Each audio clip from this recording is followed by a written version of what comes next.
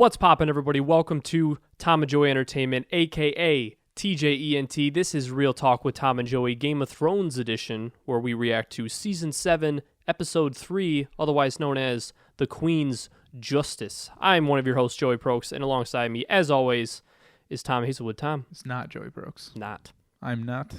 How you doing? I'm good. How was Canada? I'm back from Canada there, eh? Hey there, eh?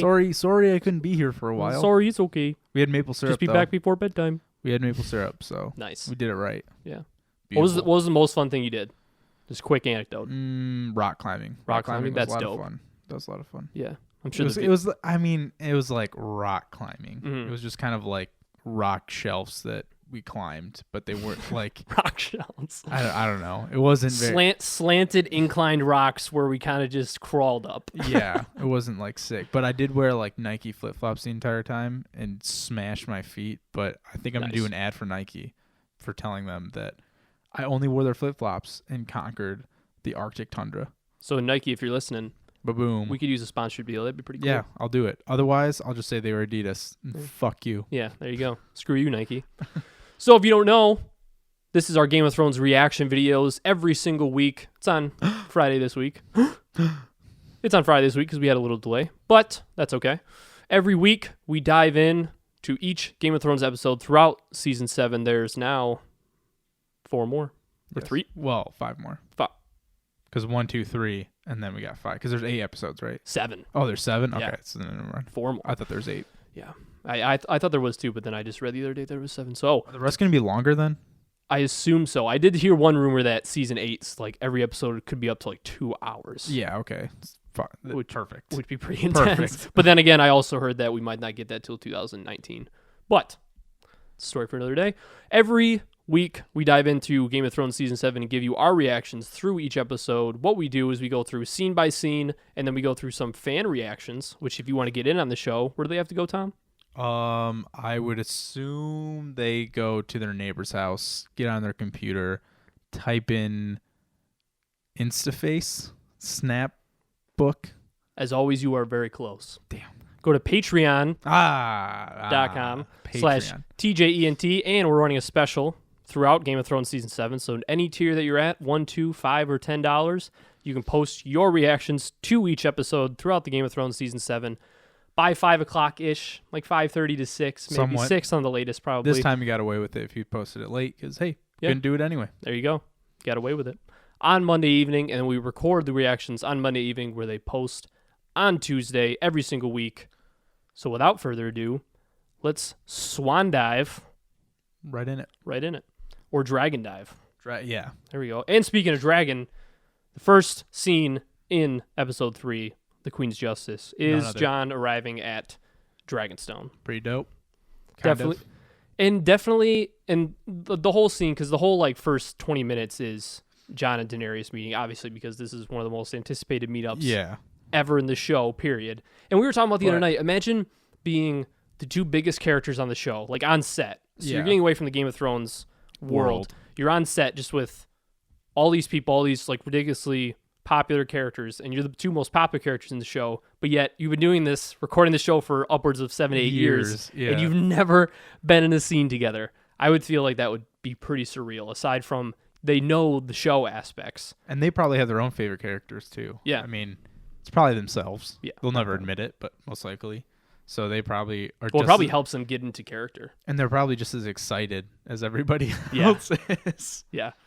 So, the most anticipated meeting of the show. Also, pretty disappointing. Yeah, pretty underwhelming, but I was thinking of something else. But yeah, very underwhelming in terms of the chemistry that they showed. Yeah. And one of the things was before the actual meeting itself, I wanted to talk about, because we talked about it last night with the dragons flying over Jon. Yeah. Right as he says to Tyrion, "But I'm not a Stark," and then right as he finishes that sentence, Drogon flies right over, Right. and then they see the dragons for the first time. And I think that there was a lot of symbolism in this episode. I feel like more so than others. Well, I mean, Maybe more so that I just remembered. Well, because the entire season they keep on bringing up, oh, we would never trust a Targaryen. All the Lords of the North, and guess what? They're following a Yeah. Targaryen already. Yeah. So they keep on bringing that up. I mean, Jon doesn't know yet. He's gonna find out, but I mean, Bran's gonna tell him. yeah. I mean, that's inevitable at this point, Well, yeah. especially now that he's on his way back. Yeah. Obviously, and he asked for Jon, but Yeah. still, yeah, definitely. I mean, they exchanged like pleasantries, I guess, at the Mhm. beginning, and Davos tried to be the peacemaker a little bit and Yeah. just got shit slammed immediately, which is pretty lame. Yeah. But hey, I mean, they both want. I don't know. It could have gone a lot better so easily that it was just kind of lame that they were just so pissy with each other. Yeah. Before the actual meeting, I actually missed it here in my notes. Before the actual meeting, they shot up to the mountaintop and had that scene between Varys and Melisandre, Yeah. where I think one of the more badass quotes of the show, because of how Game of Thrones like is titled "The Song of Ice and Fire," when Melisandre says, like, "I've done my work. I brought ice and fire together." Just the way she says that, and to actually like hear it, it was pretty badass. Just And as like a Varys- singular Game of Thrones quote. Varys kind of acted a little weird again, Yeah. which made Yeah, I had in my notes, weird that why the hostility between Varys and Melisandre, and then I thought, as a side note, is Varys threatened by anyone who else who impedes his ability to counsel someone? See, and my theory is just that he wanted as much information out of her as possible because Melisandre comes in, says, "Hey, get Jon here." She does it, and then she instantly leaves. And Yeah. he's like, well, why bring him here?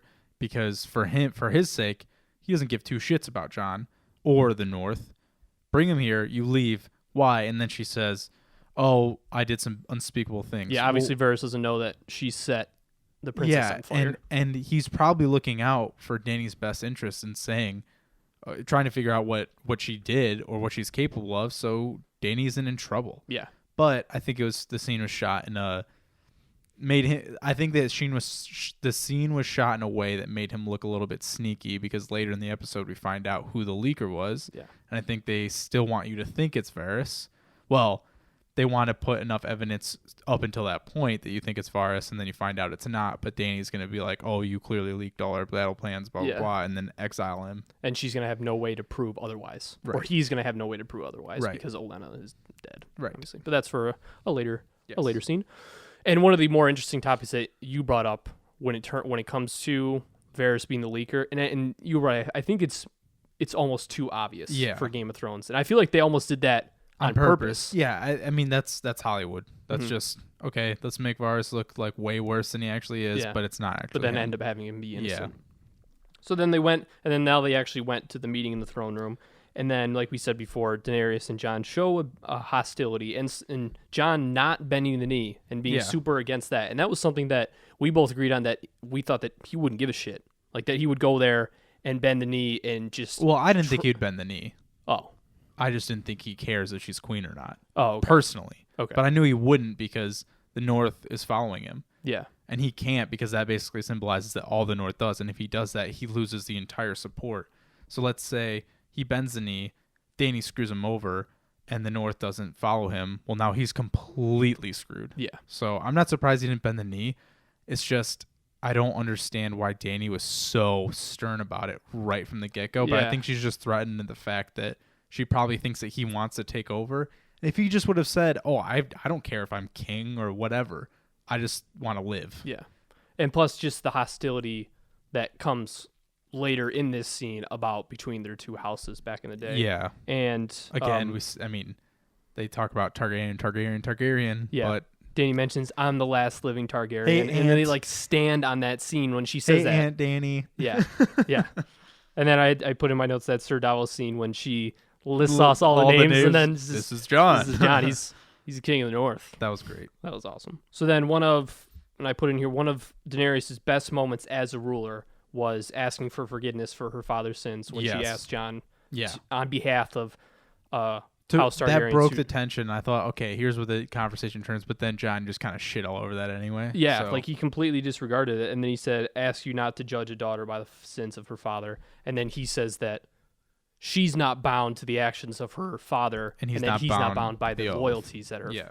her father gave. Which I don't know, especially this scene, and I have it talking about the White Walkers in particular, but still with just his interaction with Dany, I feel like Jon's diplomacy and the way that he conducts himself politically definitely needs some work. See, And I think Dany was worse than Really? Jon. because Yeah, I mean, I wouldn't say that Dany was necessarily better, but in terms of what Jon needs to convince people to do to help him, yeah. he needs to come at it at a different way. I just think that no matter what, Jon's always gotten fucked over, and he's tried to explain to everyone, and then literally ends up dying for it, and then comes back, and people are still giving him havoc, and he's like, okay, well, what do I do now? I don't have time to sit here and talk about your 20 names and your what you want to do.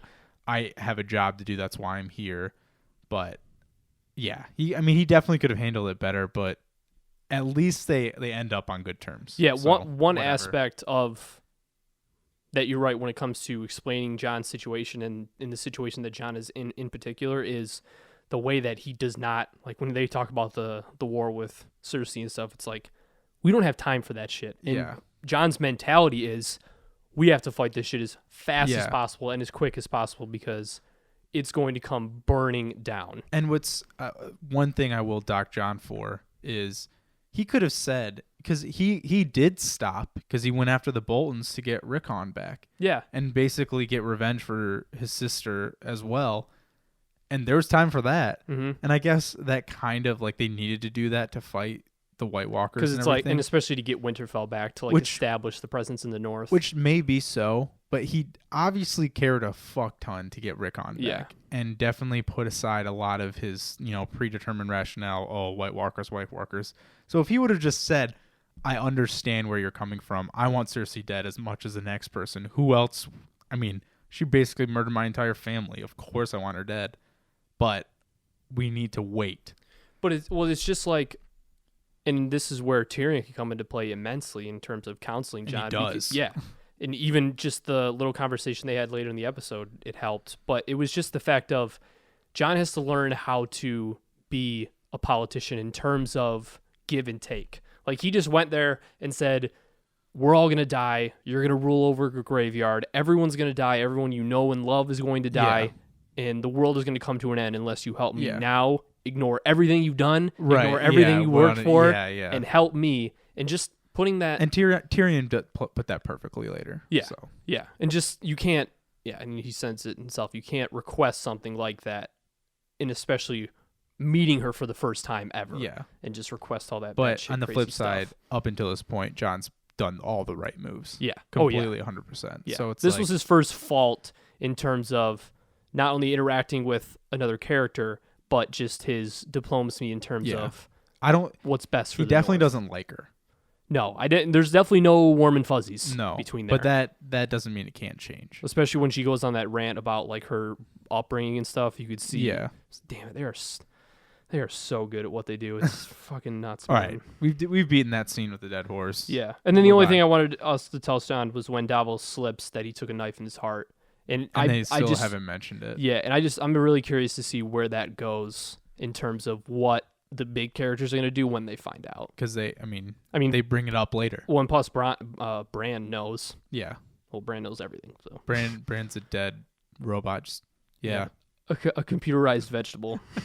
So then we go to Theon being fished out of the water, Oh, sick. and then I wanted to talk about just because it's kind of a short scene, just Yeah. to kind of But why- show yeah. why he came back. Yeah. And I just wanted to talk about what necessarily is his significance of his role going forward. That's what I and don't get. Do you think he's going to be the one that ends up killing Euron? Maybe. I really. I feel don't like he care. has to at this point. I don't know. Has to be the one. Theon's to such a kill him. worthless character to me. I've never liked him, and he just like always sticks around like a little leech. But And so many characters that are good that die. And yeah, I know you've said multiple times, oh, there's got to be a reason. Yeah. But it's like anyone can kill Euron. Mhm. Why does it have to be Theon? Yeah. Why does this douche have to just live forever? Like he literally hasn't done anything significant other than save Sansa. yeah, because I guess he technically convinced The Greyjoys to follow his Yeah, sister. Yeah. yeah. Which support her. but they all died claim. anyway. So Yeah. I don't know. I don't really like Theon. I don't like his storyline. I just think he's just such a. But what do you think because obviously he goes on the ship and they're going to venture back to Dragonstone. How do you think that his interaction with Daenerys is going to be? Like when he explains the situation that happens, because I think one person that could That's a be a good question. surprising support of him is Tyrion, because I feel like if I was Theon, I would go into the situation of, look, I try to go at him and save her, I die, she eventually dies, and then no one has a possibility of saving her. The only way that she has any possibility of surviving is if Theon survives. And if he does anything other than what he did, he does not survive. And he's the only Greyjoy that has any sort of support with the good guys of But that's assuming Greyjoys. that Euron doesn't just kill her right away. And he True. doesn't know that. Yeah, he doesn't know. Well, Because he could have just slit her throat right after. true. He doesn't know that he's going to keep her. Why keep her? Leverage in terms of the rest of the Greyjoys, probably. Like in terms The of the 3 ships that were left. yeah, I guess there wasn't a lot left. I mean, he definitely commands the seas. So I don't think that there's any leverage with any Greyjoy at this point other than himself. Mhm. I mean, Theon did not know what was going to happen to her at all, and he just bailed.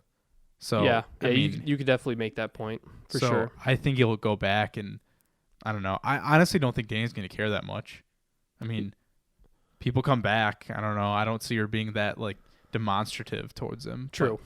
But I don't know. Like I said, he doesn't do anything for me. He dies tomorrow, whatever. Yeah, it's just an interesting way that I'm just interested to see where they continue that showing story. him instead of Arya. Yeah. So then they go to Euron parading Yara and the Sand Snakes through King's Landing, and then you kind of get a little more glimpse into Euron's more What he intimate wants. personality in Yeah. terms of and what he wants. But do you think in the next episode, especially with now that he has Yara obviously and he's dragging her around, do you think we finally see like that Ramsay-esque dark intimate side of Euron where it's just him and Yara and like he goes into torture mode? No. No, you don't think so? No. I mean, he hasn't been that character. He's just pretty batshit. but he's just killed people. I mean, he hasn't. Ramsay is Yeah, I mean, he a hasn't special breed. Yeah, he hasn't shown. But I remember reading somewhere. I forget. I'd have to look up the article. But I remember because the actor that plays Euron came out and said before this season that his character was gonna make like Ramsay look like a flower girl or something like that.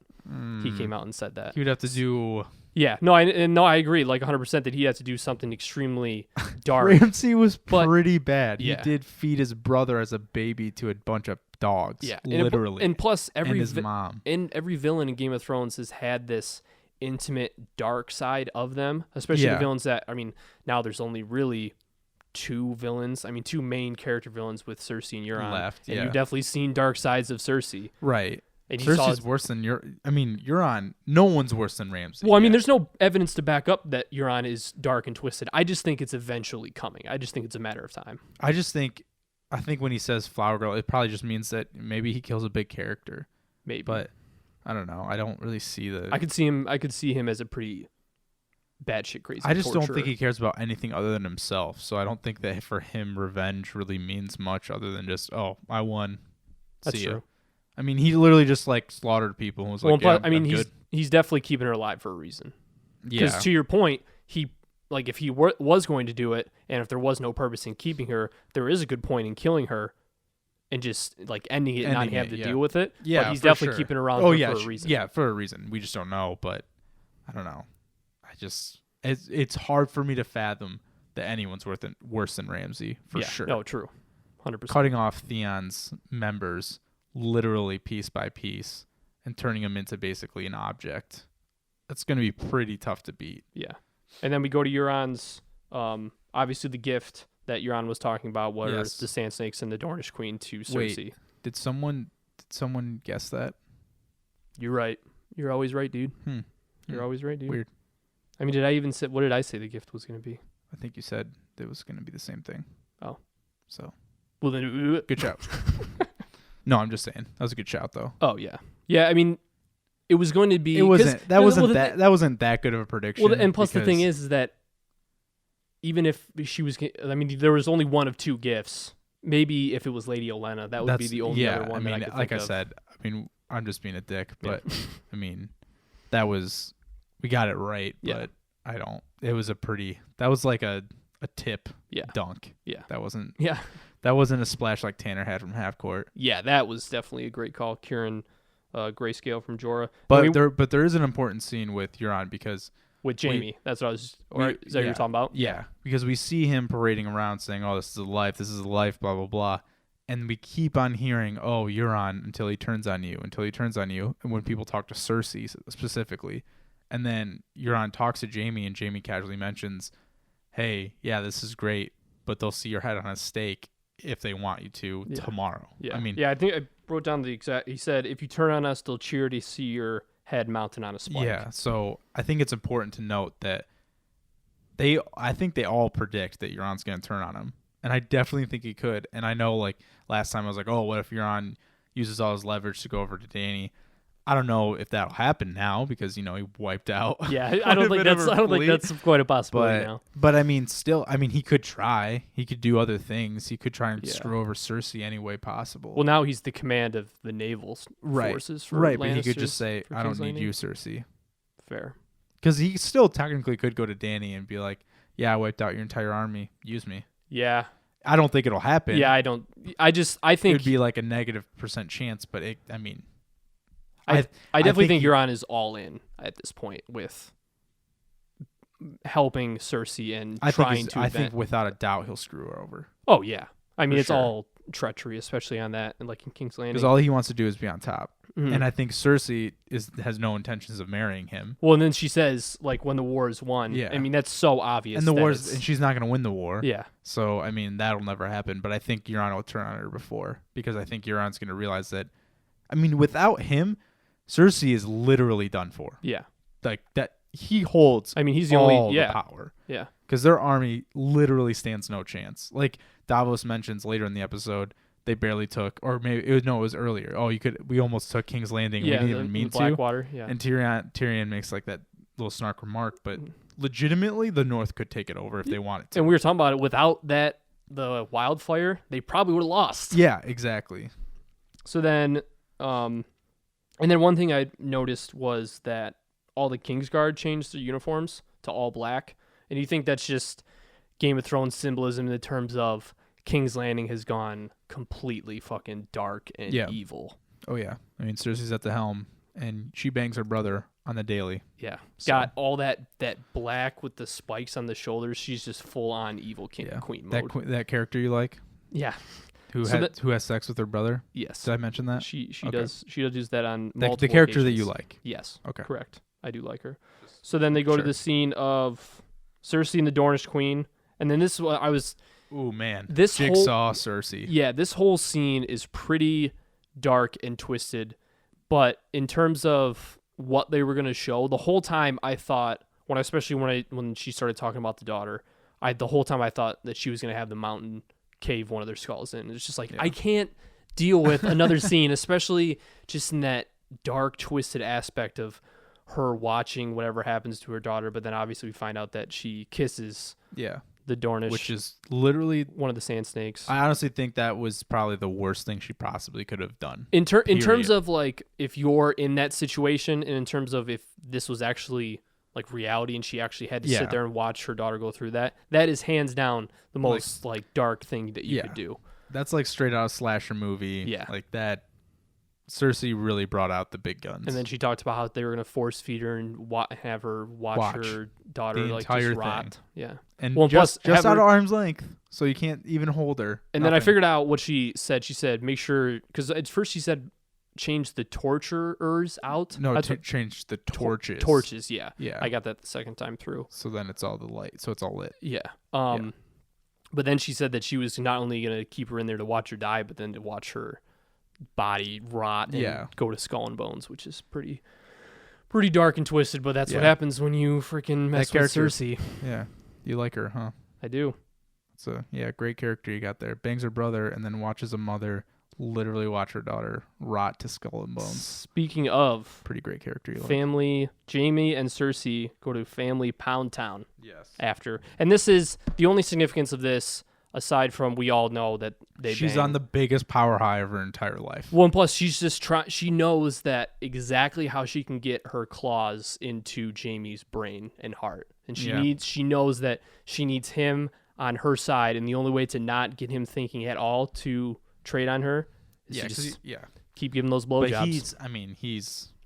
But she was on cloud 9 because for whatever reason her doing her sadistic shit. This whole episode was all for the villains. Villains are on cloud 9 after episode 3. Yeah, but Cersei was just in heaven, wanted flexed all her power and said, "Oh, I'll take over Jamie too." Sick. Then I have my notes. She knows exactly, in all caps, what she's doing. Kind of. So then they go, what do you mean kind of? Well, she doesn't know what's coming for her. No, I meant she knows exactly what she's doing in terms of all the actions that she's making and how she's trying to build up this grand plan. Yeah. So then they go to, again with Cersei in the Iron Bank, and then this is another scene where Cersei shows her diplomacy in the way that she runs herself as a politician, because I had the quotes in here. Gold wins wars, and then she talks about how Lannisters always repay their debts, but former slaves do not, when she talks about Daenerys being a former slave and with dragons and the Unsullied and the Dothraki. And I told you this last night, I just love the idea of the Iron Bank in the Game of Thrones show, because when you think of Game of Thrones, you just think of like these badass kings who are super badass with swords, and that's how they determine who's the most powerful, and that's how they spread their power, is through violence and like peace through strength type stuff. But it's interesting that in a show like Game of Thrones, when it's so power centric and so like strength and violence centric, where you have this Iron Bank, where especially they talked about it back in, I think, season 1, where Tyrion mentions it when he talks about how if you don't pay back your debts, the Iron Bank will fund your enemies. Right. And just that whole aspect, I think, is really interesting, because it just shows that even in terms of like today, how there's so much money in war and military, it links back all the way back to the swords and shield times. And I just think that was really cool. I mean, she played her cards the way that she had to, but she's still screwed. Yeah. And then the money won't win this war for her. I mean, she's doing a pretty good job right now. She's doing the best job she can, but it's just she's literally coming up against the biggest force that she'll ever know. Do you just mean the dragons? The dragons, the Dothraki, and the entire North, and the White Walkers. If she can beat all those with money, then kudos. Oh, White Walkers, yeah. Do you think she could beat the North and Daenerys' army now? Because the thing is that they have strategy on their side, and they're collecting because they have Tyrells. Well, they just lost Castle Rock, but then later on, they talk about how they already plan on getting it back. So it's like they're taking over posts to kind of surround themselves with outposts to defend themselves. And I don't know, like dragons to a certain extent have... You mean the 3 dragons that took out an entire fleet? I mean, obviously they didn't take out that entire fleet, did they? They just took out that one ship and then like had it as like a threat. It's like, we're going to do this. No, they torched all of them. She went ship by ship and burned them all. Oh. I didn't think she burnt every ship. I thought she would it was like more of like the symbolism of just, this is what I can do, so surrender. You didn't see the other ones in the background? Well, I mean, I didn't think that I didn't think that she torched the whole one, because that was the whole point of letting them go. Well, I mean, she can take them all out. True. But I just think, I mean, in Game of Thrones, I just don't think it's that easy. Like, in that there has to be some sort of way. I mean, we already saw the crossbow. Well, it's not, because their motives are different, but I'm just saying that in a perfect world, they would all overtake her. Like, she doesn't have the numbers on her side. Right. So she's playing the game right, but the game is fixed against her. Like, she's basically at a poker table playing the hand perfectly, but the house clearly has the odds, and eventually it'll come crumbling down. Yeah.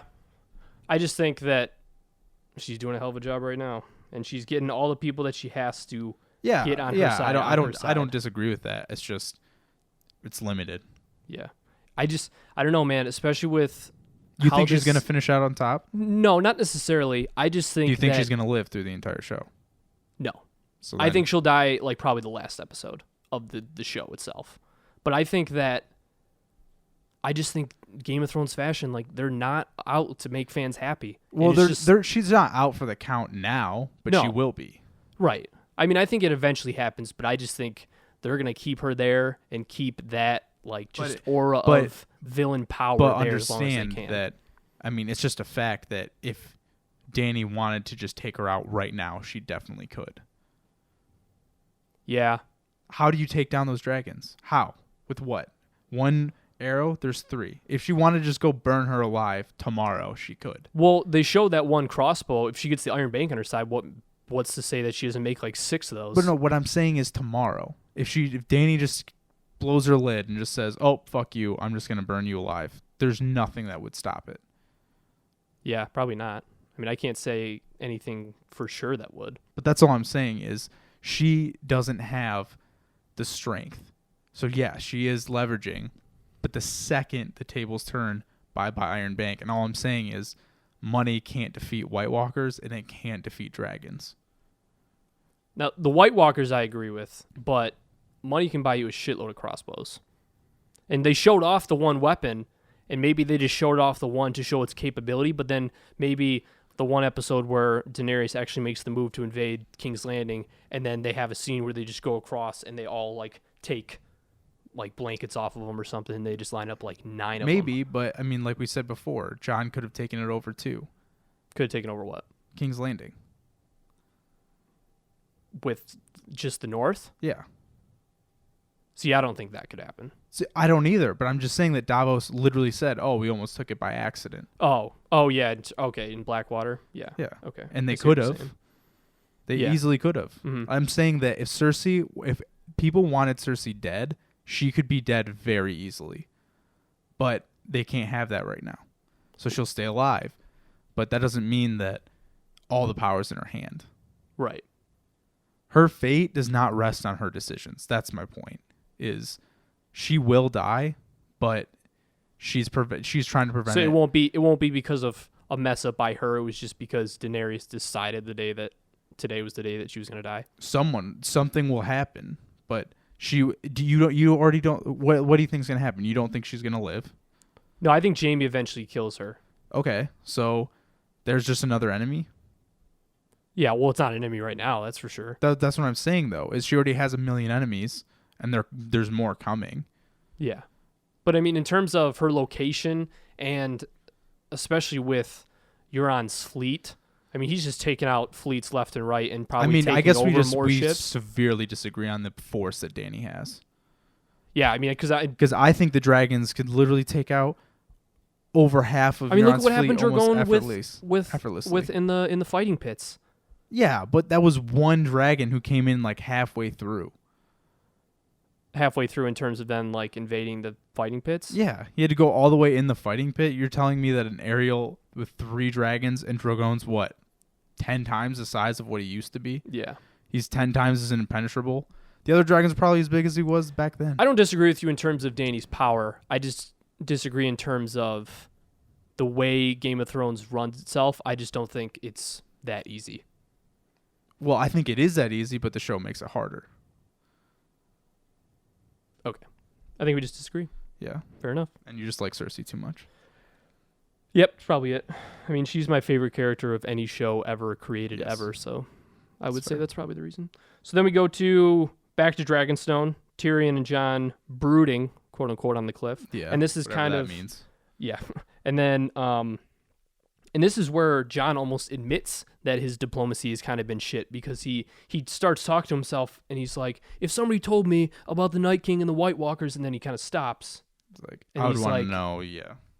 It's almost like he was listening to himself talk and saying, yeah, to a person that hasn't seen what I've seen, this kind of sounds a little batshit crazy. See, but I don't think so, because he has had this battle forever. Well, he says, how do I convince people to want to fight an enemy that they've never seen or believe in, for that matter? But that's what he's been asking himself for months and months and months, or however long it's been. Yeah. Like, that's not the first time he's asked himself that question. Right, but I think It was he's just the first- it was I think that pause is him just getting fed up with, like, oh my God, how am I going to get her on my side? And I need this, and she has no idea. And everyone up north barely believes me, and everyone at the Night's Watch didn't believe me until they saw it with their own eyes. And there's no way she's going to see it firsthand. well, that was the first time he's confronted and asked somebody for help against that threat on like a grand scale in terms of someone else that has a significant amount of power. I mean, all the people that in Winterfell that he's been trying to convince, Don't really matter. yeah, and are all lower than Well, him. and Dany it's gonna has be- exactly what he needs. Yeah, dragons. But I don't know. It definitely could be interpreted multiple ways. I definitely, when I first saw it, I thought it was like he was talking about it, and just thought, because then he asked, how do I convince him? And then Tyrion says, that's a good question. He's like, I know it's a good question. I want to know the answer. Yeah. So it's almost like he was asking Tyrion for counsel. Maybe he was asking it specifically in terms of how to convince Daenerys, or maybe more just in general because he knows he's going to have to convince more people Yeah, of the threat. he needs the Dragonglass first and foremost. Yeah. So who better than the hand? Yeah, that was true. And Tyrion being a baller as always, this is the last thing in my notes. He just explains how it's hard for people to fathom the idea and the enemy of the White Walkers. Yeah. And he talks about how it's so much easier to look at Cersei and picture her as a legitimate enemy because they known her, they know that she's a villain or that she's evil and that she's an enemy and that needs to go, but they don't. I mean, barely anybody has physically seen the White Walkers. Tyrion might have saved the world because he literally said that wasn't what Jon was asking. He's like, this just isn't reasonable. Yeah. And that was perfect because it wasn't. Jon was asking something that just didn't make sense. Mm-hmm. But Jon turns around and says, what do you mean? He just says, let me help you. Yeah. How do I help you? Mm-hmm. And that saved his ass. Because then they go to Tyrion and Daenerys talking in the deliberation room, the council room.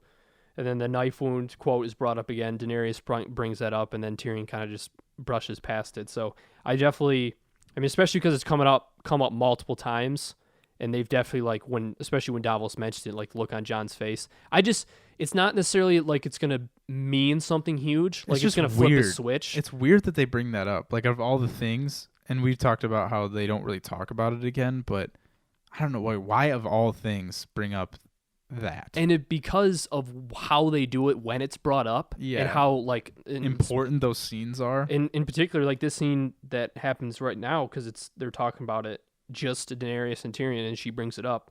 So it's just interesting. I'm just curious to see what other people's reaction is going to be when he eventually tells people that he was dead and came back.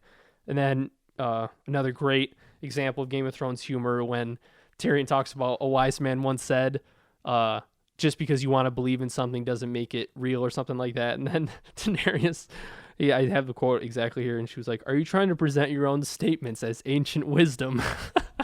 I thought that was hilarious. Well, because he does that throughout the entire show. Does he do it multiple times? Yeah, because when he was talking to Grey Worm and Missandei in the last season, he said, "Oh, a wise man once said," and they said, "Oh, who said that?" He goes, "Oh, me." Oh, yeah. And that's why he responds with, "Oh," he's like, "No, I wouldn't do that. Not with you." Yeah, because he does do that all the time, and it's hysterical. But yeah, I thought that was pretty funny. And then finally, they go to Daenerys and Jon one-on-one talking on the. First, you didn't mention the Dragonglass because. Oh, no, that's what they talked. Oh, yeah. Well, Tyrion brought it up. Yeah, you're right. Dany, because he says, and again says, give Jon, like, you don't care what it's for. And she didn't even know what it was. Yeah, and so perfect. Mm-hmm. That meshed. I mean, yeah, this episode might have been pretty villainified, but that's a pretty big win. That's a gigantic win for Jon, and God knows that he needs one. Yes. And then obviously they go with Daenerys and Jon meeting one-on-one, and then she gives him permission to mine the Dragonglass. And then would have liked him to be a little bit more thankful. Yeah, like you and said, appreciative. Yeah, and just say, so you believe me in the Night King and the White Walkers? That was now? such a dumb line. So dumb. Just from a movie like dialogue perspective. So you believe me about the Night King and the White Walkers? Does this mean you believe me? Oh my God, Jon, shut up! Yeah. Just take. You better get to work, Jon. And she said she'd give him men too, which now she's not going to. Whatever she needs you need. Them. But yeah. Oh yeah. You're right. Well, she said, whatever men and resources, which is pretty baller. I'll be curious to see how they do that. Yeah. I just think that now that the Unsullied are obviously trapped, she'll probably send those men to fight. But maybe they're labor. I don't know. Yeah. But just theoretically. Common folk instead of soldiers. Yeah. So then we go back to Winterfell. And Sansa's walking around Winterfell kind of making some executive decisions. Oh, and this is here. Let's prep the weirdest scene. Yeah.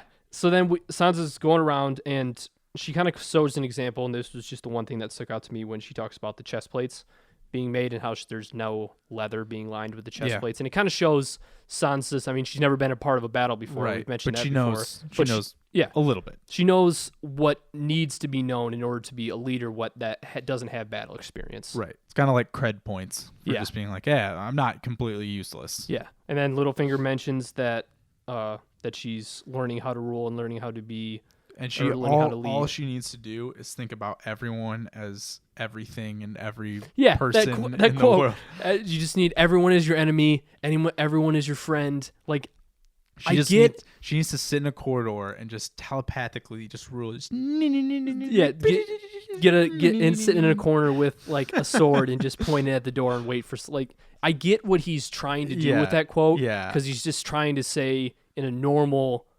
terms, keep your head on a swivel, don't trust anyone. Yeah, but it just and make it it was seem very like you trust everyone. Littlefinger-esque. Yeah, and again, we still are trying to figure out what exactly he's trying to do. Because I mean, obviously he just wants Sansa. Yeah. So I have to assume that he's just trying to win her over slowly, but it's never gonna happen. No.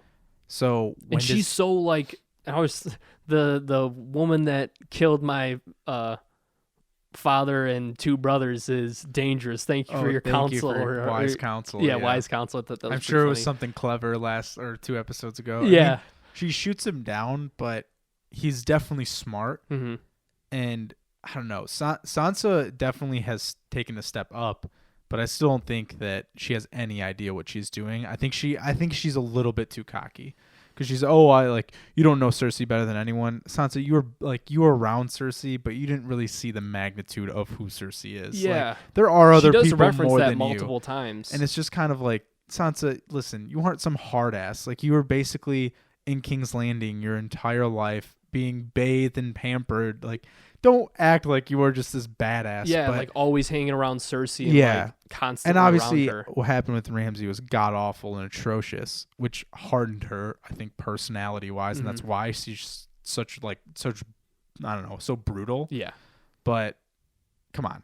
Well, I mean, she mentioned that was it I think the second episode when she talks about like no one can protect me, so stop trying. Just that whole like I don't need anybody to protect me because no one's actually done it. So right. Which, I don't know. She's an interesting character. I'm not a huge fan of her. I've never really been a huge fan of her, but hey, she's ruler, so do it right. Yeah. And then they have this big surprise family reunion. Yeah. Whee! That's someone was gonna. And as soon as they started the scene and talked about the reunion, I thought it was gonna be Arya for sure. I knew Bran was traveling south, but I didn't think that because they didn't show. I thought they were going to have a scene with him at the wall talking to people. Which I just didn't think they were just going to pass it on through. So I thought it was going to be Arya, but it ends up being Bran. And this is my biggest beef with the show to date, is the fact that Bran is never in the show, and he's arguably the most important character. He knows everything. He knows that Jon is a Targaryen. He knows the whole world, and yet we go from the last thing we saw was him at the door for what, a minute and a half? Yeah.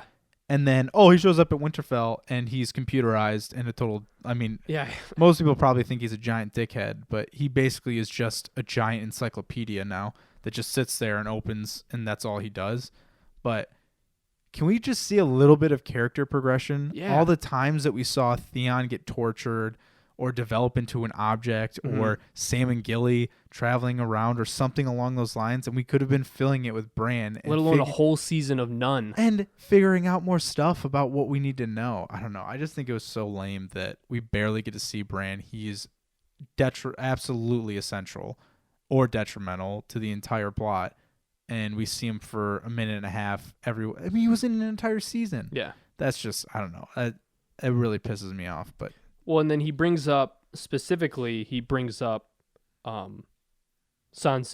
the night that she was raped by Ramsay, and that although he wasn't clear on what exactly the Three-Eyed Raven is, obviously, because it's just it's complicated. It's like, well, we want to know, but then obviously it's like letting Sansa know in the most brutal way possible. Yeah. You couldn't have brought up any other memory that you might not have known about. You brought up her wedding night when she gets raped by Ramsay, and it's just that whole scene.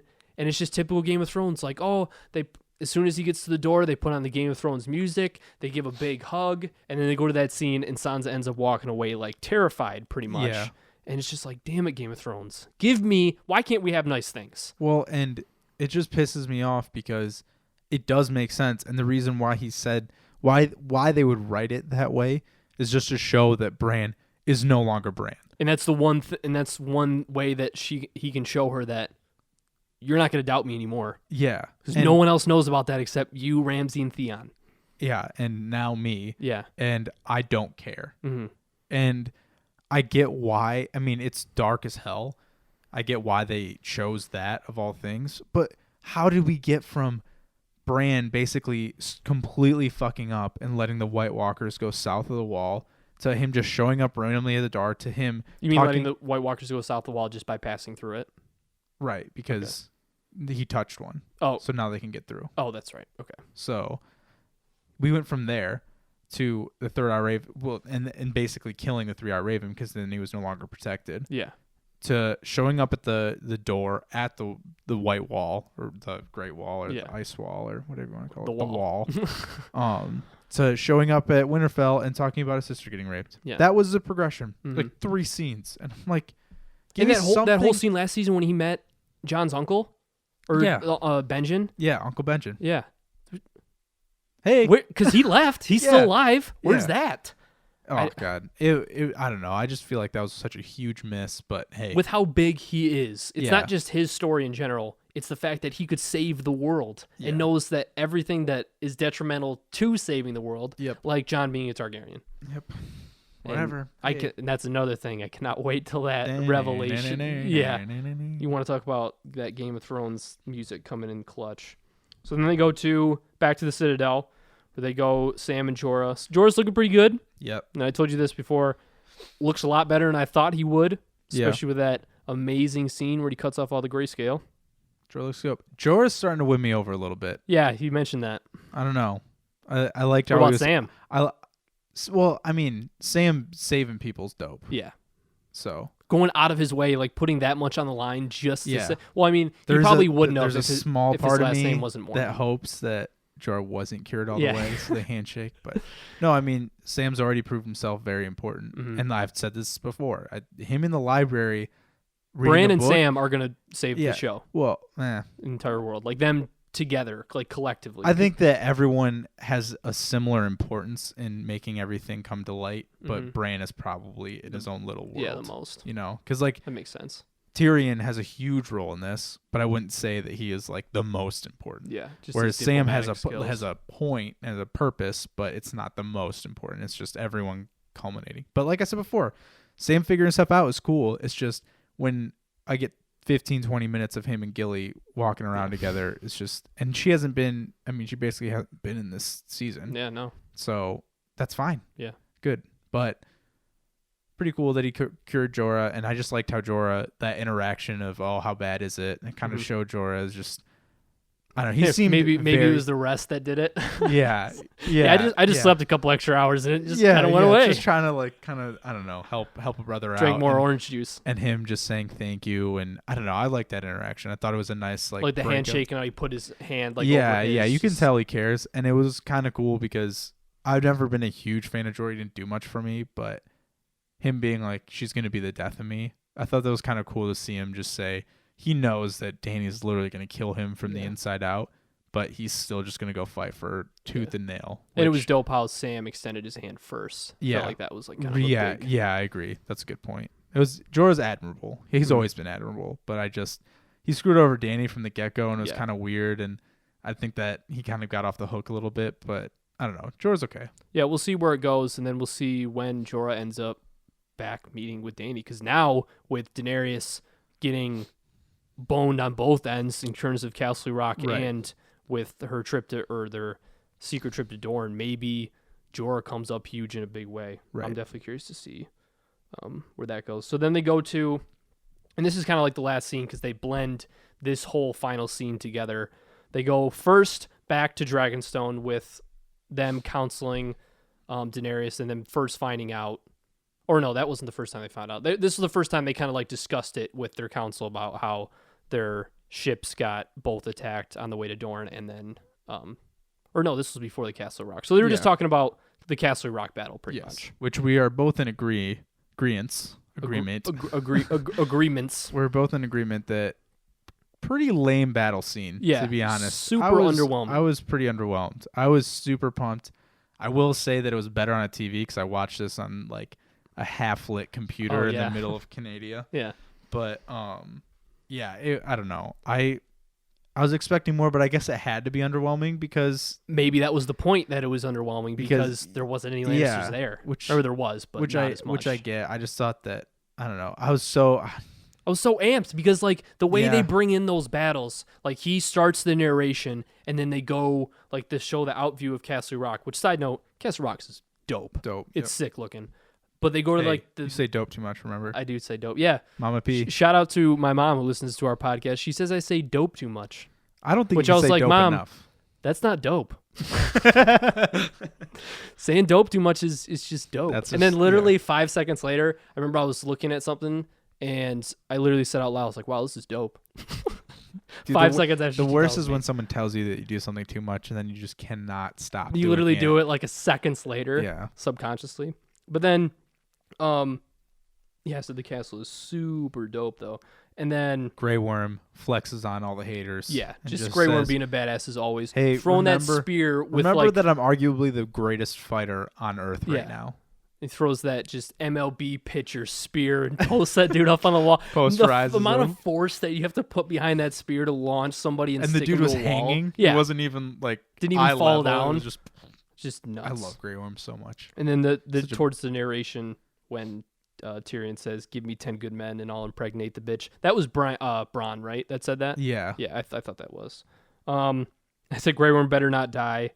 But Grey Worm again, showing his leadership as a general too, because he immediately says there's supposed to be more. Where are they? And then asks where the Lannisters are, and then looks at the ship and knows everything is fucked. And they knew that he knew that they were expecting it somehow. And plus, when in some fashion. Yeah. And in terms of when we were talking about how that scene was underwhelming, when they first open the door and Tyrion with the narration and he's like, and so it begins, and they have they start that badass music. And again, every time there's with badass Game of Thrones music, I get goosebumps for some reason. But I will say this.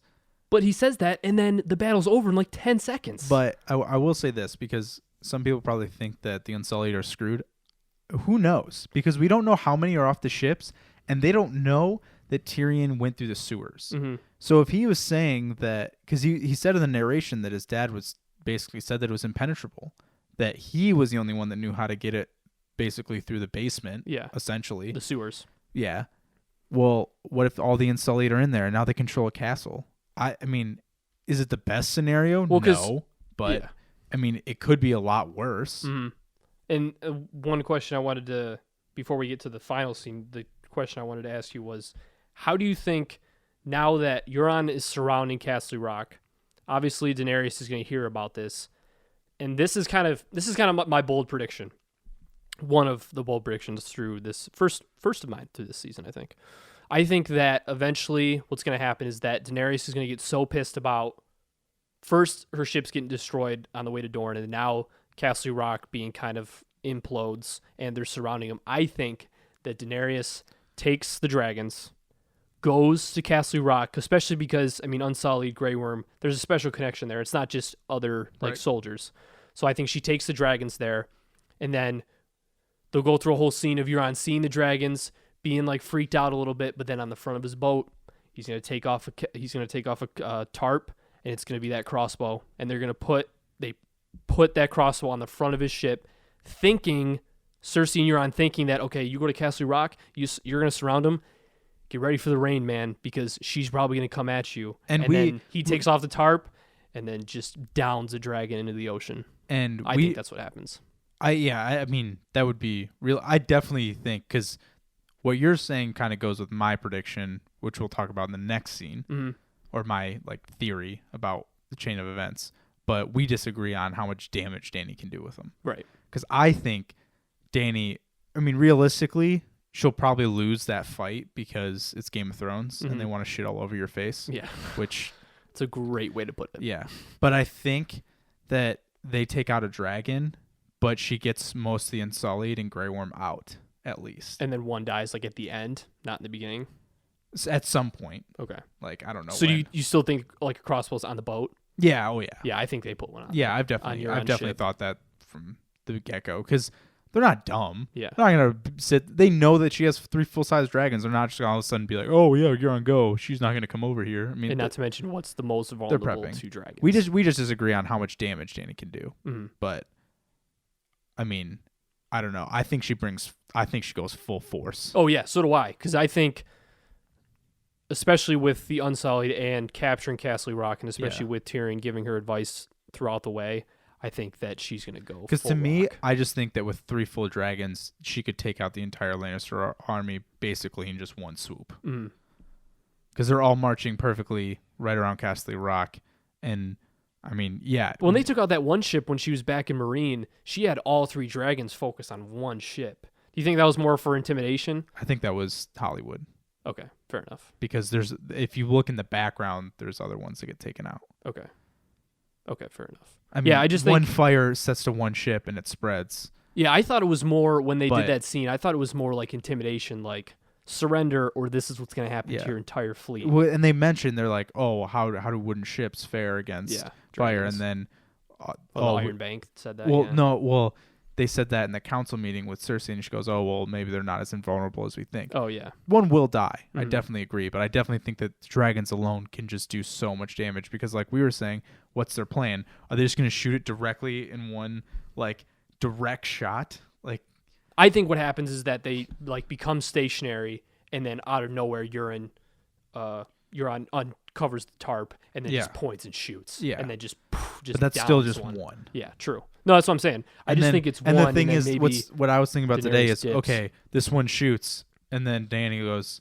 okay, set that thing on fire. Yeah.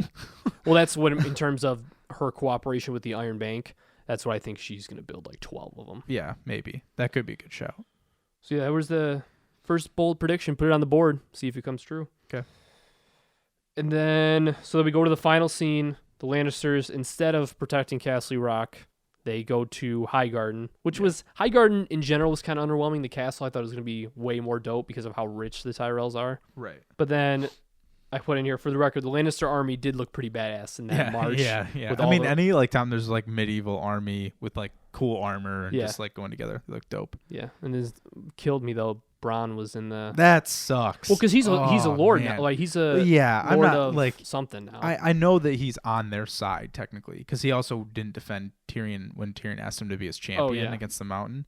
But man, I love him. He's such a great character. I can't wait to sucks. I can't wait to see when Tyrion and Bronn eventually meet up again, like when they're battling and stuff. Man. That's gotta happen. Yeah, I just hope. My biggest fear is that Bronn and Grey Worm fight each other.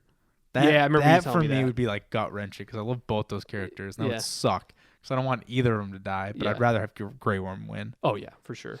And then obviously we go to the final scene in the tower with Lady Olenna. Yes. And the first quote that I wanted to talk about was where she mentioned she's a disease and I regret my role in spreading it and you will too.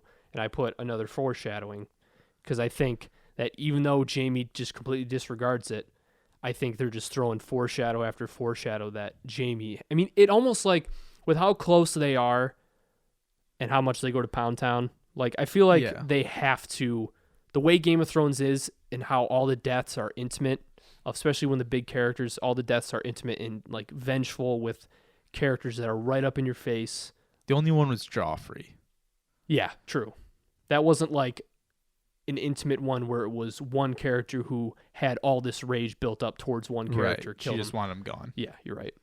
But then, speaking of, we knew that she was, but everyone else finally finds out. Right. And Jaime I actually don't think that matters too much. Really? Because I don't think Cersei gives a shit. Because all she knows is her kid's dead, and she just hates Tyrion to begin with. Yeah, but what about in terms of Jaime's thought process? Because Jaime... Oh, Jaime's... it's going to matter to Jaime. I just mean when she says, oh, tell Cersei I want her to know. Yeah. I think it gets Cersei riled up.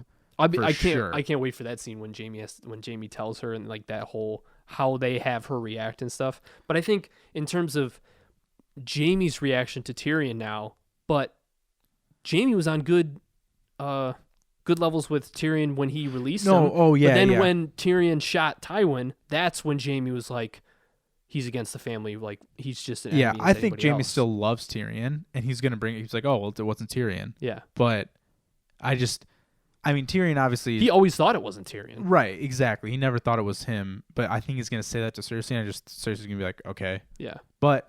I don't know. I just don't know how much that matters to Cersei. I feel like it has to, especially like when Game of Thrones ends an episode on something. Right, yeah. I feel like it's got to have some I guess significance. I don't see the significance yet, and I'm sure I will next season. I just thought that was a weird For thing. next episode, you mean? Yeah. I just thought that was kind of a weird revelation to uncover because really, what does that change? Yeah, because that was so long ago. Yeah. And so much has happened. But I say that, and I do have a theory on why it matters. Oh, yeah, you were talking about that earlier. So Enlighten us. yeah. So Mama Tyrell, what's the only thing she wants? Revenge. Is revenge on Cersei. Mm-hmm. So when you see her overlook the Lannister army, and you're like, holy crap, because what we were saying was, oh, there was a leaker, and I know we talked to Tanner, and he was saying, oh, maybe Euron. Tanner, shout out. Maybe Euron just knew. Well, he didn't. Yeah. So two options either happened. Either Mama Tyrell basically suck out Euron first and said, I can tell you how to team up with Cersei, blah, blah, blah, sneak attack and all their plans. Or she went to Cersei first, or Jaime in this case. Or do you think she did it with complete, how you say it, anonymity? Anonymity? Yeah, I think that's how you say it. Or do you anonymously. Think she just, anonymously. That's a better way to put it. Do you think that she just sent it like just through ravens? Because if she sent it to Cersei, Cersei would not listen to anything that Lady Olenna said. Yeah, but she was talking with Jaime. Right. I don't even think she talked to Cersei. I think she reached out to Jaime and said initially. Well, I don't know, but I think she either contacted Euron first or contacted Jaime first. Oh, in terms of leaking information? Yes. And you think she did it personally? Yes. Like with her name on it? Yes. Okay. Yeah. So go on. So all she wants is Cersei dead. So yeah, she either contacts Euron and tells him how to do it, blah, blah, blah. They team up, talk to Jaime, figure it out. Or she talks to Jaime personally. And obviously Cersei wants her dead too. Mm-hmm. So I think Cersei wants everybody dead. Right, yeah. Right. Except for Qyburn, the Mountain, and Jaime. Yeah. And so fucking Qyburn. And so basically she just wants Cersei dead, and when she was with Dany, she pleaded her case to make that happen. Yeah, and that's what I was gonna quick question. Looking back at that scene now that Lady Olenna dies literally the episode after. She leaks it. And the thing is that it'd be one thing if Lady Olenna asked Daenerys like to talk to her after the meeting, like one-on-one, but Daenerys asked Lady Olenna to talk to her and then gave that shit about be a dragon, don't be a sheep. What's the point of that conversation now? But that's my point exactly in my theory is why was that conversation important? Because it shows that Lady Olenna just wants Dany to come in, take all her might, and completely take over King's Landing. Because like I was saying before, and like this has already been mentioned, when Dany had her full force, everyone was on the same page that she could take it over. Mm-hmm. And Tyrion says, oh, you'd be ruling over ashes, but you'd be the ruler. Yeah. So everyone is on the same page that Dany has the force. It's just, that just makes her look like the Mad King all over again. Yeah. So again, I still think she has the numbers to take it over whenever she wants, but that's not what she wants to do. She wants diplomatically. Exactly. So you have Mama Tyrell says, hey, bring the hammer down, and she knows Dany's not going to do that. So then she takes that information and goes straight to Jaime at some point, whether it's Euron first or Jaime first, I don't know, but tells them exactly what they're going to do. Why? Because now Jaime is going to plan perfectly to do enough damage that he basically has to force Dany's hand, and basically she has to play her ace of spades and say, I'm sending the full might and I'm bringing Cersei down. Mm-hmm. Because I think she truly believes that Dany can take it completely over and she can murder Cersei tomorrow if she chooses to. And this is her way of saying, I'm going out with a bang. I'm going to completely change everything. And she mentions that, she like regrets spreading disease, blah, blah, blah. But the one thing she wants is justice. And the one thing she wants is Cersei's head on the stake for basically destroying her entire family. Yeah, I would say basically because she didn't actually light it, but she obviously coordinated the entire thing. So her forcing Dany to bring the powerhouse down and basically murder Cersei. So yeah, it's definitely an interesting theory, and it seemed to be Lady Olenna's main motivation. I just brought up their conversation because I thought it was weird. It would make more sense if Lady Olenna was like, "Hey Daenerys, can I talk to you after this meeting? Can I talk to you one-on-one?" But the fact that Daenerys asked Olenna to talk, because without Daenerys seeking out Lady Olenna's advice and counsel, she would have never gave her that speech about the sheep and the dragon thing. Right. But I think that was her last stint to be like, I'm going to tell you to do this. if you don't do this in her head, because she's not dumb. And she was the only one in the council meeting when they like confirmed the plans, go around and like, oh, I stand behind you. Oh, I stand behind you. And then Olenna was just like, just nodding. Exactly. Yeah. And she doesn't care about anyone else but her family. Mm-hmm. That is it. So, I mean, Dany pulls her aside. Of course, she's going to take the conversation because she's already there. Yeah. So she can say, okay, well, I get one last chance. Bring it down. Yeah. Oh, you don't? Okay, peace. Now I'm going to make you bring it down. Okay. So. It makes sense. It would definitely, yeah. I mean, that theory coming to fruition, or actually, I mean, already being true. I mean, I think it makes sense. Yeah. Oh, it's not. does. I don't think it's too far of a reach. Not at all.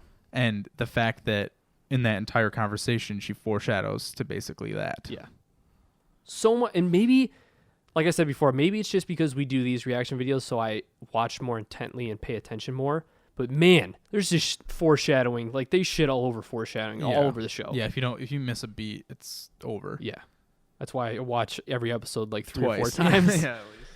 So now, here we go. There are initial reactions to the entire episode. An hour and 6 minutes of just straight reactions. Yikes. Hey, whatever. That's some hardcore reacception. Yeah. So now we're going to move on to... Reacting to our reactions. Yes. We're going to move on to our Patreon supporters' reactions. Reacting to our supporters' reactions. And remember, if you want to get in on the show, go to patreon.com/ TJENT. Hey. Bang. TJENT. Bang, He pal. got it right. And if you donate any amount of money, 1, 2, 5, or 10, and post by Monday from about 5 to 6, you'll get yourself on the show, and we'll react to your Dope. reactions. So first, we have every week Patreon supporter, Tanner Stewart, T-Stew. He says, slow episode, but I appreciate the build-up. And I agree with him in the slowness up until the end. It's really. definitely my least favorite of the season. Definitely out of the 3. But you But have to have those. Again, I mean, that's not. And what we said before in terms of they can't let the good guys Cersei- always win. Exactly. Yeah. They had to have a villain episode. Yeah. Already feeling some vibes between Dany and Jon, and I give it I give it 2 more episodes before they bang. And the only really lovey-dovey like kind of spark I saw was at the end. Yeah, when they like look at each other Yeah. and they kind of And Dany agrees to give him the dragon glass, and Jon almost. But in even Do you think they have a relationship? Because I don't. eventually, Yeah, I don't. I don't think so either. Yeah. Because I think Bran will tell him he's a Targaryen before they actually do. I agree. Yeah. But and the only other scene I can think of that Ooh. had sparks flying was when she asks for forgiveness for her house. Yes. And Jon looks at Tyrion and is like, whoa. Yeah. She's doing what no other she's not person would bad. do in terms of Yeah. their house. Other theory. I think John's gonna get burned by something. Oh, yeah. Before Bran tells him, and he's just not gonna. He's not gonna understand. And I think Dany will at least know about it. Be like, okay, this is really weird. Really weird. And then Bran's gonna tell them, and then they'll go back to they'll flash back to that scene. And everything's gonna click, and it's just gonna be a clusterfuck of knowledge. Daenerys just going to take Jon and just be like, all right, we're going to put you through Targaryen test. Drogon.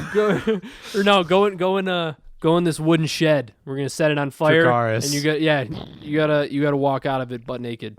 Oh, And if you do that, then hey, then you're good. you're on the team.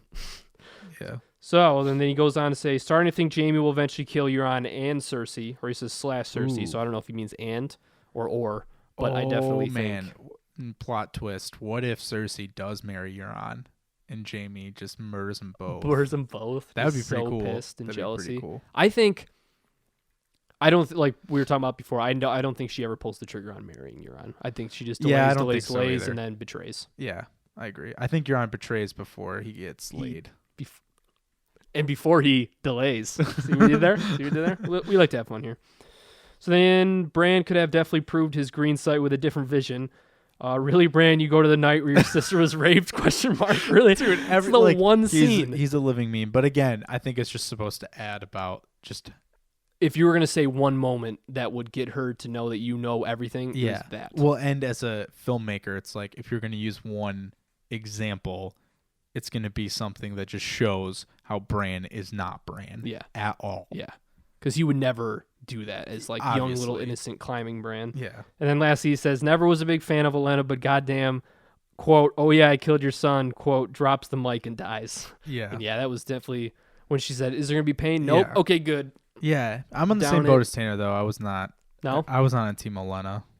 she seemed really awesome, but then she just seemed like such a big idiot in the grand scheme of things and just got too selfish that I'm like, your house is gone. Shut up and play a piece. Yeah, I liked it. The one scene I liked Olenna probably the most, aside from this last scene, was when Sansa was getting ready to like talk shit about about Joffrey to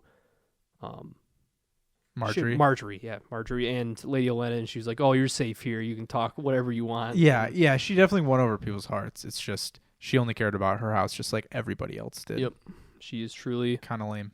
Game of Thrones. And she killed the Sand Snakes indirectly. Yeah. Super lame. Yeah. Mega ultra super duper. Because we're always on Dorne's back. I'm on Dorne's side. That's one thing that we agree on is they never got a win. Just give them one. And Dorne's so dope. Such a dope place. So sad. But hey, Dornish army, they're still just chilling. I mean, yeah, because they weren't even involved. No, exactly. Because they were going to Dorne to get the Dornish army and then go to King's Landing. So another. Wonder who's ruling there though. Well, the prince got his face stabbed. Yeah, through. I mean, it's there. I'm sure there's next of kin, but they're gonna go straight for Cersei too. Yeah. I mean, God knows they have revenge. So we're gonna go to our second Patreon supporter, 2 week in a row. Connor Gartland, shout out. CG. He goes, I like that we finally see Dany and Jon together and doesn't go how most of us were anticipating. And you're definitely gonna get some people that are disappointed with the lack of chemistry, but then some people, which I mean. There's a little part of me that likes that they don't have chemistry because, I mean, it's just unpredictability. Right. And you got to enjoy that. I think they'll warm up to each other eventually. You can already see a lot of chemistry between them. It'll be interesting to see how the Unsullied get back across the continent to Dragonstone and King's Landing with no ships or horses. And that's true because Jaime then mentions to Olenna that they drained, the reserves. So it's probably like water or something. And that they drained it before they left.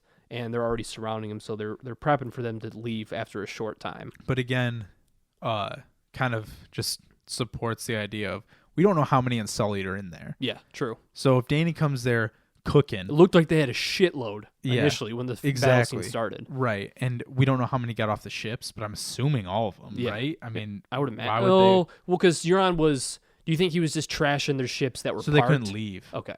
Because, I mean, they got in through ships, so they had to leave through ships. I'm sure some of them were, but the majority of the ones... Right. We don't know. Sure. And the thing is, the Unsullied army isn't huge, but it's because they're such skilled warriors that's why they're so good. But again, if Dany gets over there quick enough, I still think... I mean, they have the castle, which was built to basically be an advantage that couldn't be beat. Mm-hmm. And they know how to beat it, but no one else does. But, hey... Remember the fact that Cersei did light an entire family on fire? She could have torched the whole thing. Yeah. And just drop of a hat, explode the entire thing, and everyone dies inside of it. Quick, random, not really Game of Thrones related question. Do you think the Unsullied uniforms, the sleeveless, are better, or do you think the long sleeve ones that they were rocking against Castle Rock were better? Because I think the way that they were dressed with Grey Worm and the guys that he went in with was super badass. Like the ones long this sleeve, time? all black. Yeah, that's what I was gonna say. And the helmets. Yeah. Those are. I mean, the sleeveless are cool, but the black, it's. I mean, I can see why you'd like them because it's like more stealthy, just ninja. Yeah, it's all black, light armor, just like I'm gonna be as nimble as possible. Yeah, I thought those were dope.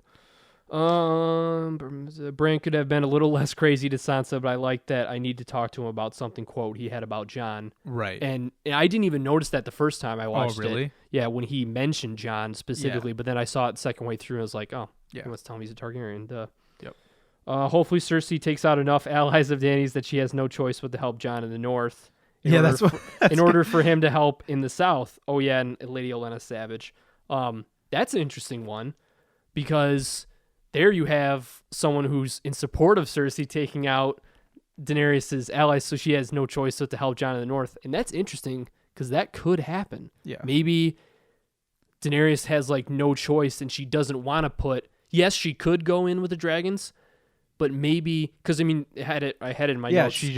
She suggested that idea before, and then Tyrion and I forget maybe Varys was in there too, and it's like that would be the dumb and Missandei too. Ooh, that's actually a great call because if that happens, then yeah, because we basically when Tyrion says, "Hey, give him nothing, give him something by give him nothing, he can be your ally."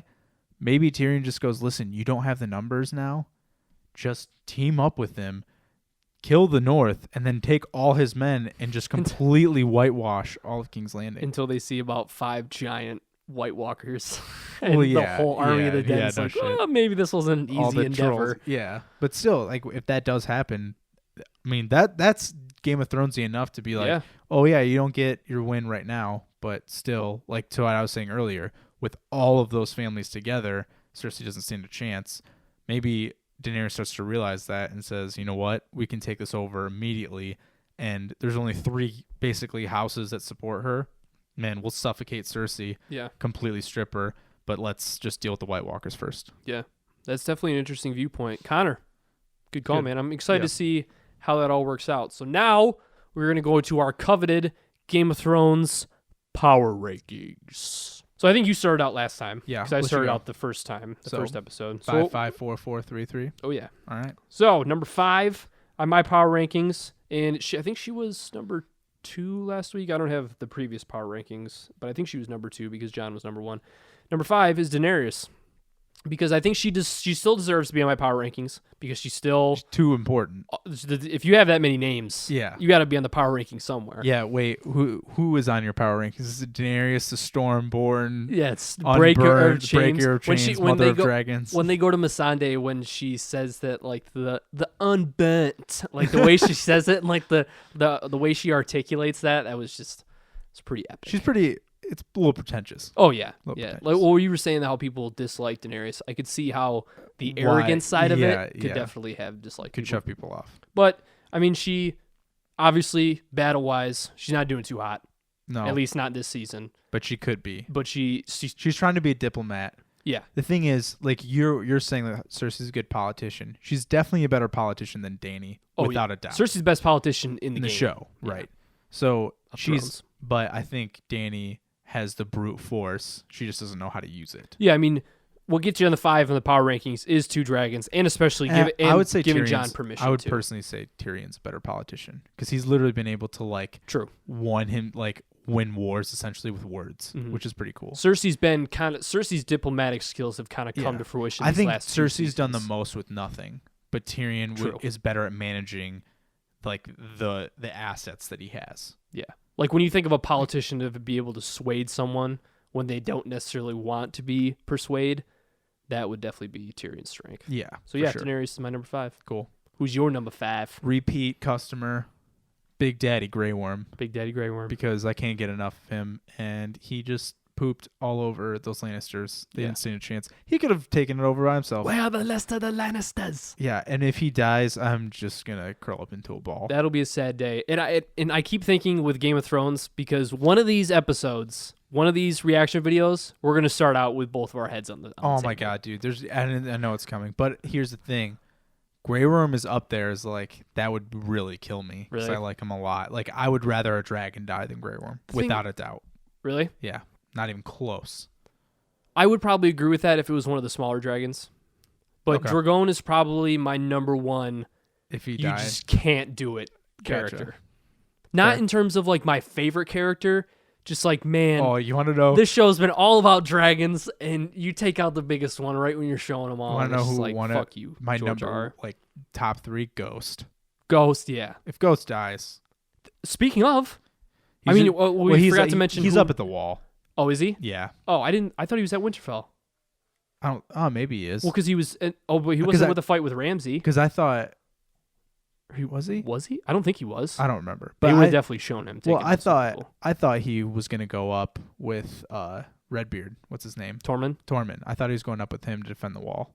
Maybe. Yeah, because they haven't shown him, and we've got to mention Arya, the Hound, and the White Walkers. They didn't show it all for this episode. Yeah. All right. So number 5 is Grey Worm. Yep. All right. My number 4 is Euron.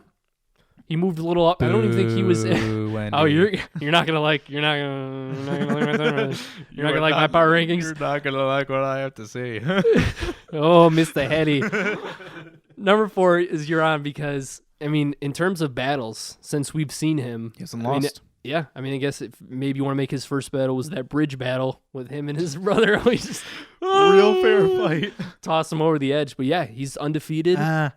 He did let Theon and his sister Yara get away.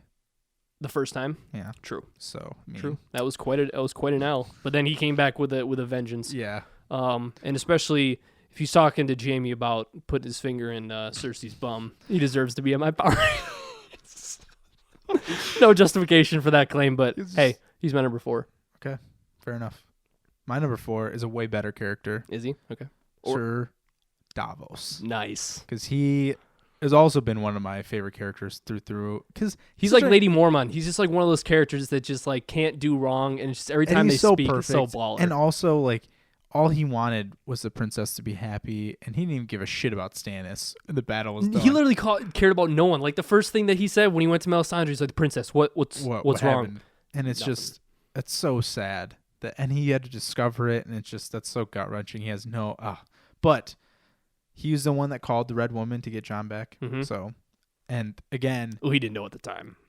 right? Well, he just asked if she could do it. Oh yeah, for sure. Because she wasn't going to. Mhm. And then he just said, I've seen you do crazy stuff. I don't know about lords, blah, blah, blah. But he also is trying to be as much of a diplomat as he can, and he's damn good at it. Yeah, I mean, Jon picked him for his right-hand man. Yeah, I mean, that's so- a big fucking deal if yeah. Jon Snow picks you as Yeah. your right-hand man. Davos is a G. I love Davos. Number 4, fair enough. Number 3 is Jon, and he was my number 1 last week. So Whoa. he bumped back to Cersei number about 3. Jon. Yikes. Ugh. You knew it was coming.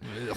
Jon at number 3, just because, like I said before, his diplomatic skills definitely, or his lack of, rather, his diplomatic skills definitely showed today. And in terms of the Game of Thrones and in terms of now, like how important it is to be a good politician, especially in terms of rallying people for your support, I think that's definitely something he'll improve because, I mean, if he Well, he's been counsels with perfect Tyrion. up until now. Yeah, exactly. And that's why, I mean, I didn't drop him down very far.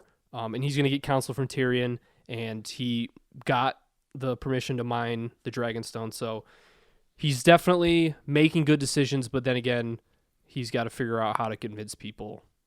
I don't even know how it's convince people to support him being the White Walkers. It's just how to get people to realize how big of a deal Yeah. the White Walkers are. And he just doesn't know yet. Yeah. But hey. And you think about it, put yourself in his shoes. How? How the fuck do you explain that? Yeah. Like, especially the first episode where we saw him Yeah. walk and the giants with blue eyes. Like, how do you But you know who can? Bran. Bran. Right. I cannot wait to Yes. see what Bran does. Shitty scene, but it's going to be interesting what he Speaking does. of, Number my 3. number 3 is not Bran. No, it is. It's Bran. Oh, nice. I see what you did there. Because he like for that exact reason, he could literally tell someone that no one else would know, and he somehow knows, Mm-hmm. and solve everything. Yeah, I mean, you got to be on the power ranks if you can solve the world Yeah, or and save he the can. world. And he can tell Jon so much more that we don't know. So what do you think? Just quick off the top of your head, besides telling Jon that he's a Targaryen, with the White Walkers in particular, what do you think he's going to tell everybody? Like in terms of just because they know dragons can beat them. So do you think they're gonna he's gonna explain like Well, some they're not sort of weakness that they necessarily have sure. besides fire? They're not necessarily sure that dragons can. It's just the dragon class, which I'm assuming means. Well, no, that because when he got the when he got the initial letter from Tyrion, Davos said, "Fire." You said that fire defeats the White Walkers. What breathes fire? Dragons. When they first got the ring. I just thought that was like symbolism because they didn't use fire before. They just used the glass. Like they just knew Valyrian steel killed them. But he said Valyrian? Where does Valyrian steel come from? It comes from dragons. Yeah.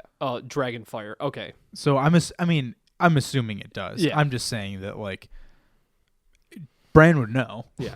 Yeah. So he could tell them. And you got to think White Walker's cold. Right. I mean, And I think Bran knows the world. So him saying I need to talk to Jon, maybe it's more than just Jon's a Targaryen. Yeah. I mean, yeah, maybe it's way bigger deal than we think. yeah. So what is he going to tell? Talk to dragons. I don't know. He could warg a dragon. Yeah. Yeah. Well, we talked about a possible White Walker dragon blowing blue fire. That'd be nuts. So he was your number 3, right? Kind of cool. But yes. Cool. Number 3. Okay. My number 2 is Lady Olenna. Just because I was kind of I was a fan of Lady Olenna before she betrayed She was dumb. Dany. She got too selfish. I was in the same boat. She got selfish, but the fact that she was able to pull off and assassinate a king And literally, no one even expected her or yeah. even thought that was even remotely a possibility. So if you're able to do that, especially with Cersei and against the Lannisters, with her being bad shit, Not bad. that's got to be impressive. And maybe Cersei might just expect her. Like, might have just assumed that was her. That was her. Because she didn't like Well, her I to think begin she. with. I think she mentioned. I still think she thinks it's Sansa that did it.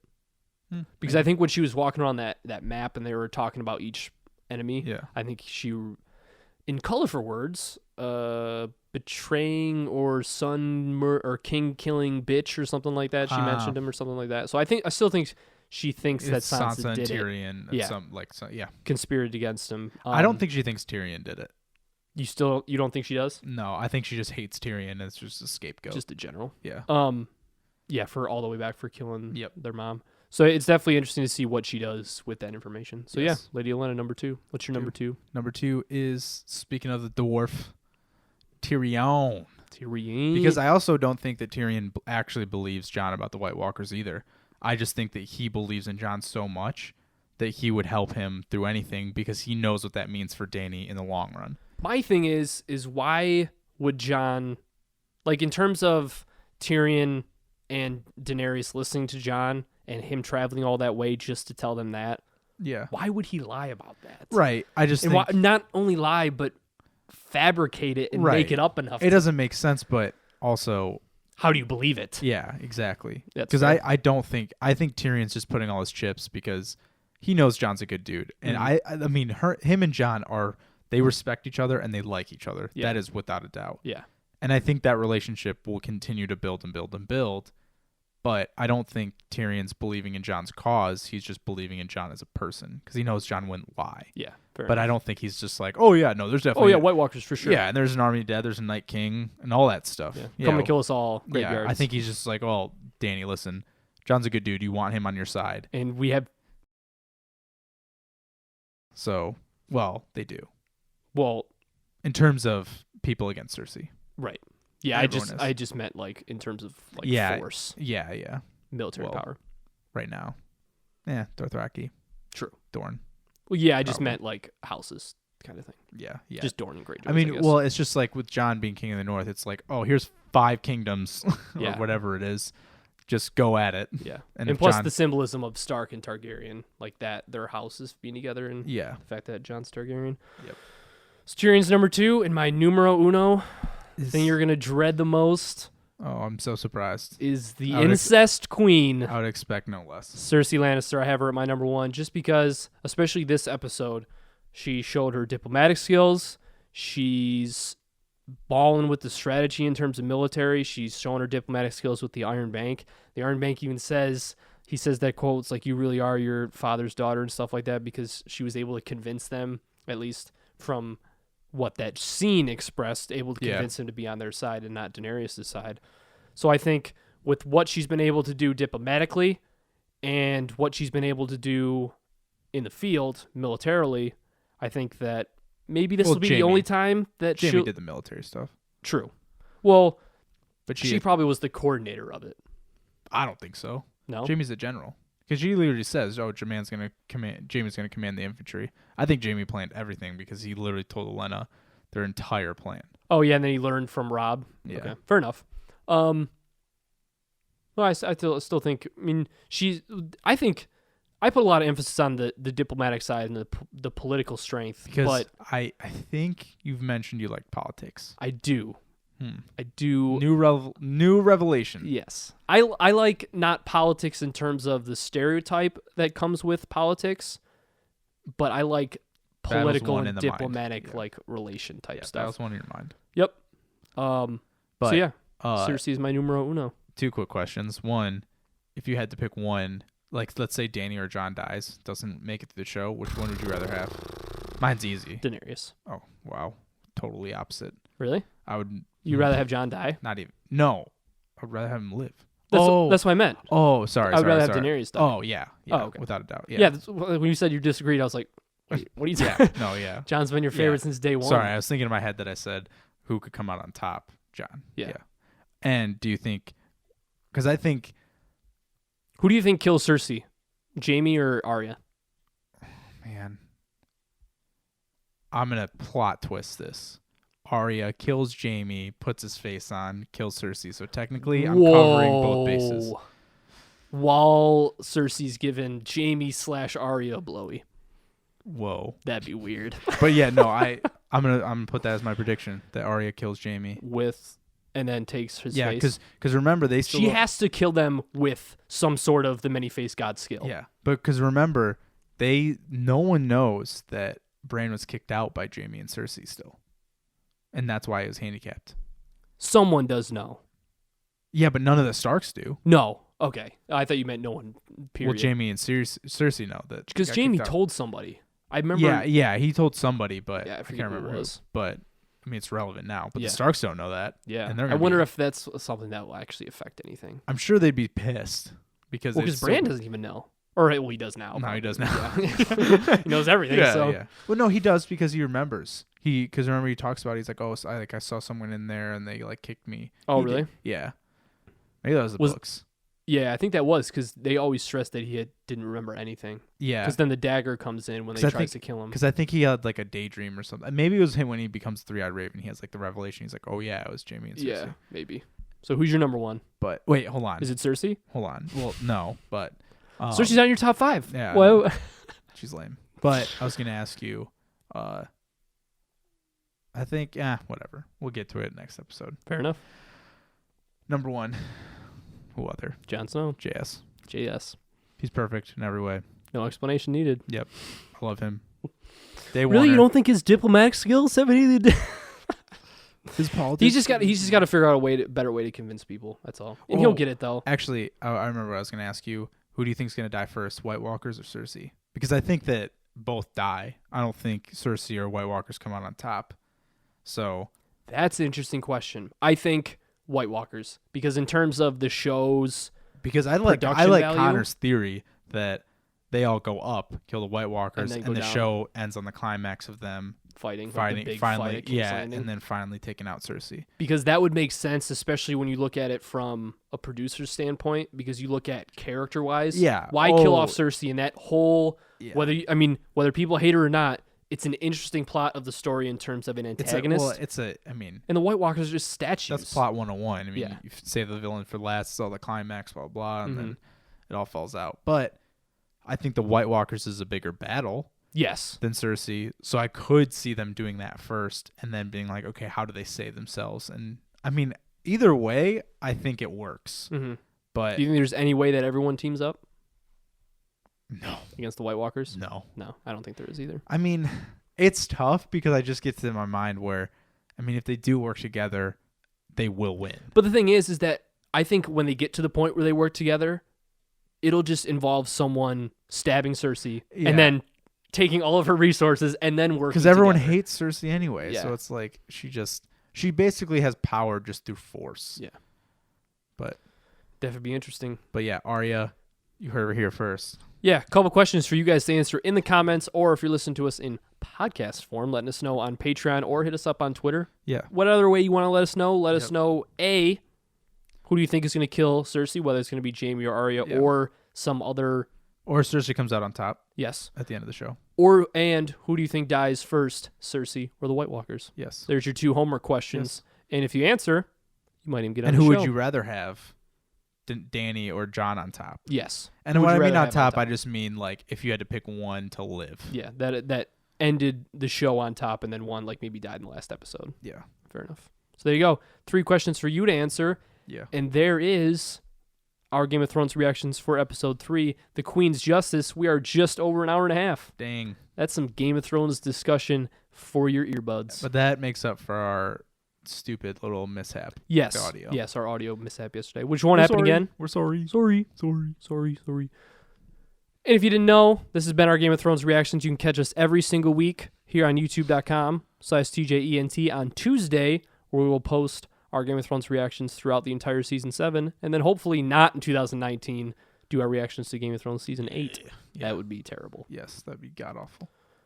Cheers to a great season. Hopefully better for the good guys next time. Yep. And hopefully we don't see you crying, the next puking, episode, or I'm getting worried. Because there's no episode 9, so we don't know when it's coming. Yeah. Oh, yeah, because episode 9 is always the shitstorm. Yep, so we don't know. Good Lord in heaven. It's Yeah. got to be. Well, every episode has kind of had a haymaker, but we'll see.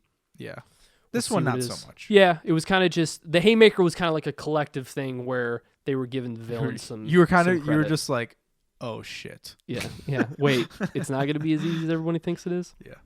So there you have it, everybody. Let us know your reactions in general, and you might even get yourself on the show. And until then, we'll see you next week. Peace out, guys. Peace.